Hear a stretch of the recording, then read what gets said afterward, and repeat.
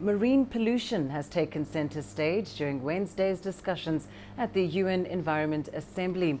Member countries have agreed to find ways of stopping plastic waste from polluting the oceans. On Tuesday, leaders had called for a collective and sustained campaign to fight pollution. The UN is calling for concerted global action against unsustainable resources by engaging in the private sector in particular. Well, let's get to more on that now. I'm joined by CGTN's Robert Nagila. He is, of course, standing by for us from the UN headquarters in Nairobi. Robert, it seems that the serious business of the agenda is not quite done yet. Just talk us through what's been happening today at the UN Environment Assembly.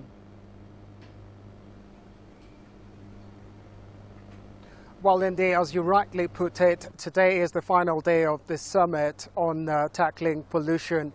Now, there has been already several briefings on the sidelines, including one on mercury, just highlighting the dangers of mercury to the environment and to our health, basically. Now, we are expecting a final briefing anytime from now, which is basically going to look at three elements, among others. Now, these three elements are crucial to tackling pollution. They include policy, the funding of funding of the projects that are going to tackle pollution, and of course leadership and dialogue, which is crucial to these campaigns.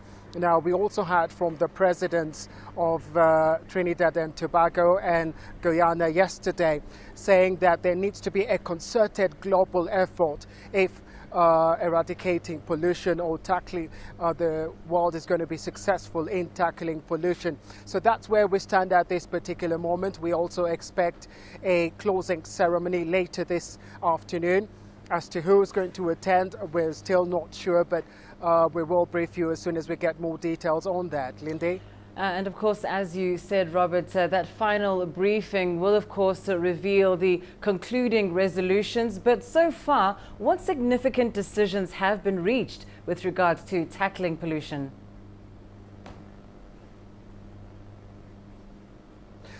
Well, yesterday, the Assembly did adopt a solution on stopping plastic waste from entering nations. Now, this was a really big success because it's been in the making for several years. Now, that resolution has already been sealed and is expected to be adopted this afternoon.